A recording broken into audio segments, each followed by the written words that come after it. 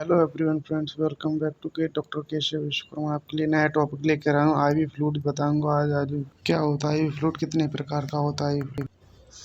IV fluid full form of the IV fluid is a intravenous fluid, यानी कि intravenous fluid which is a directly inject in Venus, यानी IV fluid को intravenous fluid भी कहा जाता है।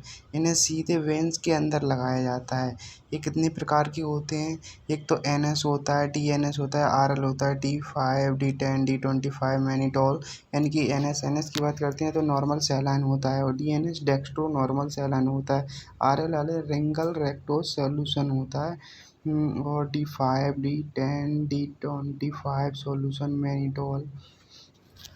तो आई हैव आप लोग समझ गए होंगे आईवी फ्लूइड कितने प्रकार के होते हैं। ये 5 प्रकार के होते हैं, और आप समझ गए हैं तो जल्दी से इसका स्क्रीनशॉट लें और अपन आगे बढ़ते हैं। फिर जल्दी से स्क्रीनशॉट लें। NS, TNS, RL, D5 और मैनिटोल का कंप्लीट। अब हम आगे बढ़ते हैं। तो हम बात करते हैं पहले NS की, नॉर्मल सैलाइन की। नॉर्मल सैलाइन में क्या पाया जाता है, यानी कंपोजिशन। इसमें 0.9% सोडियम क्लोराइड पाया जाता है। यह 2 प्रकार की बोतल आती हैं, एक 100 ml और 500 ml। 100 ml और 500 ml, इसमें सोडियम क्लोराइड की मात्रा 0.9% होती है। 0.9% सोडियम क्लोराइड पाया जाता है। यानी यह बोतल 100 ml, 500 ml और 1000 ml की यह बोतल आती हैं। तो जल्दी से स्क्रीनशॉट आपने स्क्रीनशॉट ले लिया होगा। तो अब हम आगे बढ़ते हैं। चलो देखते हैं NS के बाद कौन सा आता है। चलते हैं, आपने स्क्रीनशॉट ले लिया है तो हम NS की यूज देखते हैं। NH यानी नॉर्मल सैलाइन के उपयोग क्या हैं, इसमें कहाँ यानी कि डिहाइड्रेशन में इसको यूज करते हैं, यानी कि पानी की कमी होने पर इसका यूज करते हैं। इसको NS को लगाते हैं अपन। और बाउंडिंग वॉशिंग, यानी कि घाव को धोने के लिए, जब हमारा एक्सीडेंट वगैरह हो जाता है तो एक घाव हो जाता है, उसको साफ़ करने के लिए वाउंड वॉशिंग। इसका इस्तेमाल डायरेक्ट बेंच में मत करना, नहीं तो गड़बड़ हो जाएगी। इसको हम बाद में बताएंगे। और डाइल्यूशन ऑफ इंजेक्शन, यानी कि इंजेक्शन के मिलाने के लिए, जैसे कुछ इंजेक्शन आते हैं पाउडर फॉर्म में, तो उनको घोलने के लिए डाइल्यूशन और इंजेक्शन के लिए इसमें होता है। मेंटेन वाटर बैलेंस, यानी कि पानी की कमी को पूरा करने के लिए भी इसका यूज किया जाता है।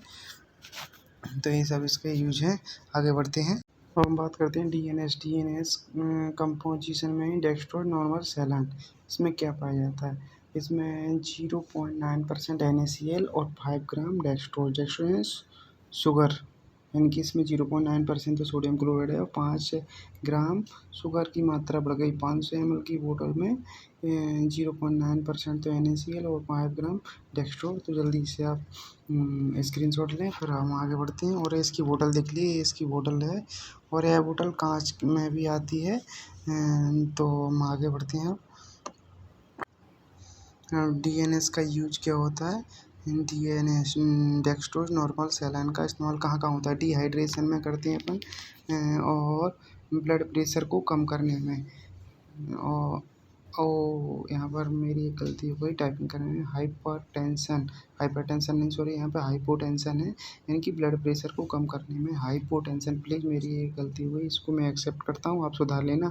हाइपर नहीं, हाइपोटेंशन, यानी ब्लड प्रेशर को कम करने में। टू ट्रीट इंसुलिन शॉक, यानी कि इंसुलिन की मात्रा कम हो जाती है, तब इसको दे सकते हैं।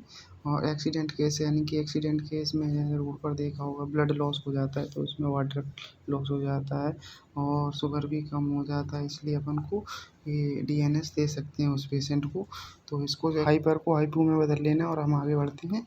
हम पढ़ते हैं डोज ऑफ DNS का डोज क्या है। DNS की डेक्स्ट्रो नॉर्मल सैलाइन की मात्रा मरीज की अवस्था एवं उसकी बीमारी पर निर्भर करती है। तो इसमें क्या होता है, 2500 ml से 3000 ml, यानी कि 2.5 लीटर से 3 लीटर हम 24 घंटे में पेशेंट को DNS दे सकते हैं।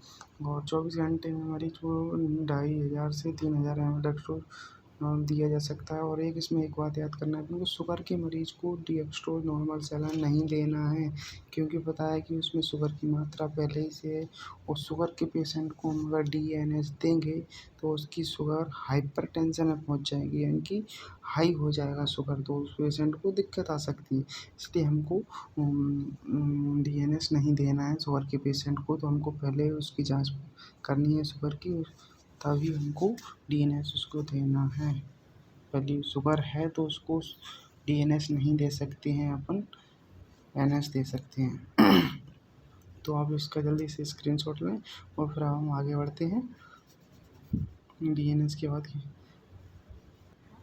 हम RL की बात करते हैं। RL यानी रिंगर लैक्टेड सॉल्यूशन कंपोजिशन क्या होता है, इसमें क्या पाया जाता है। It is a mixture of electrolyte in which present sodium chloride, potassium chloride, sodium lactate. इसमें तीन चीज़ों का क्या है, तो इलेक्ट्रोलाइट का मिक्सचर होता है और इसमें क्या क्या सोडियम क्लोराइड, पोटेशियम क्लोराइड और सोडियम लैक्टेट पाया जाता है। इन तीन चीज़ों का और इसमें इलेक्ट्रोलाइट का मिक्सचर होता है। RL रिंगर लैक्टेट्स, इसको भी हम पेशेंट को वेंस में ही देते हैं। सोडियम यह इलेक्ट्रोलाइट का मिक्सचर ही है, इसमें सोडियम क्लोराइड, पोटेशियम क्लोराइड और सोडियम लैक्टेट पाया जाता है। जल्दी से आप इसका स्क्रीनशॉट लें, फिर हम आगे बढ़ते हैं। बात करते हैं RL में यूज। RL का यूज कहाँ होता है, रिंगर लैक्टेट सॉल्यूशन का उपयोग कहाँ होता है। डिहाइड्रेशन यानी पानी की कमी हो जाने पर, हम डिहाइड्रेशन होने पर RL को दे सकते हैं पेशेंट को। इलेक्ट्रोलाइट बैलेंस यानी कि इलेक्ट्रोलाइट की कमी हो जाने पर, और ड्यूरिंग सर्जरी यानी ड्यूरिंग द सर्जरी में दिया जाता है। किसी पेशेंट का ऑपरेशन या कोई भी सर्जरी हुई है उस टाइम पे भी हम RL को दे सकते हैं। बर्निंग कंडीशन यानी कोई पेशेंट जल जाता है, जलन हो रही है, उस टाइम पे जल जाने पर भी हम RL का यूज कर सकते हैं। कोई व्यक्ति जल जाता है या तब दिया जाता है। और न्यूट्रिशन डेफिशिएंसी यानी कुपोषण, यानी कि कोई कुछ बच्चे रहते हैं कुपोषण के शिकार रहते हैं तो उनको भी हम RL दे सकते हैं। It is situated for diabetes patient, यानी कि हम RL को हम डायबिटीज़ पेशेंट को भी दे सकते हैं। यानी कि डायबिटीज़ यानी शुगर की प्रॉब्लम वाले को हम RL दे सकते हैं, जिसको शुगर की समस्या है। सूटेबल है यह। डोज की बात करते हैं इसको। Dose of RL ringer ringer lactate कितना देना है, यानी कि dose of RL is depend on patient condition and decision. की रिंगर लैक्टेट कितना देना है यह मरीज की अवस्था या बीमारी पर निर्भर करता है। 500 से 1000 ml, 500 से यानी कि आधा लीटर से 1 लीटर अपन एक पेशेंट को 24 घंटे में दे सकते हैं। ये पेशेंट की कंडीशन पर प्रेजेंट करता है और 24 घंटे में कम से कम अपन आधा लीटर से 1 लीटर ही दे सकते हैं RL को, रिंगर लैक्टेट की मात्रा को। तो स्क्रीनशॉट लें तो हम आगे बढ़ते हैं जल्दी से। हम बात करते हैं डेक्सट्रोज। डेक्सट्रोज कंपोजिशन क्या पाया जाता है इसमें। डेक्सट्रोज D5, D10, D25 यानी कि D5 में 5 ग्राम डेक्सट्रोज यानी 5 ग्राम शुगर की मात्रा पाई जाती है। 100 ml की बोतल में 5 ग्राम डेक्सट्रोज पाया जाता है। और D10 यानी कि D10 में 10 ग्राम डेक्सट्रोज पाया जाता है, यानी कि यह भी 100 ml की बोतल है। और D25 में 25 ग्राम डेक्सट्रोज पाया जाता है। यह 3 प्रकार में। D5 में क्या 5 ग्राम डेक्सट्रोज। D10 यानी कि 10 ग्राम डेक्सट्रोज। D25 यानी 25 ग्राम डेक्सट्रोज की मात्रा पाई जाती है। देख लीजिए बोतल, डेक्सट्रोज नहीं वही शुगर की मात्रा है। और आप जल्दी से इसका स्क्रीनशॉट लें और आगे बढ़े। डेक्सट्रोज की यूज की बात करते हैं। डेक्सट्रोज का इस्तेमाल कहाँ, डिहाइड्रेशन में, पानी की कमी होने पर भी हम कर सकते हैं। वीकनेस कमजोरी होने पर भी कर सकते हैं। डिजीनेस यानी चक्कर आने पर भी हम डेक्सट्रोज को दे सकते हैं पेशेंट को। डोज कितनी मात्रा देनी है, 2000 से 3000 ml एक पेशेंट की कंडीशन पर, यानी कि 24 घंटे में हम 2000 से 3000 ml यानी कि 2 लीटर से 3 लीटर दे सकते हैं। 24 घंटे में 2000 से 3000 ml मरीज को दे सकते हैं। तो इस यह डिहाइड्रेशन में करते हैं, वीकनेस में, डीजी में, पानी की कमी होने पर, कमजोरी होने पर, चक्कर आने पर इसका इस्तेमाल करते हैं डेक्सट्रोज का। तो जल्दी से इसका स्क्रीनशॉट लें, फिर हम आगे बढ़ते हैं।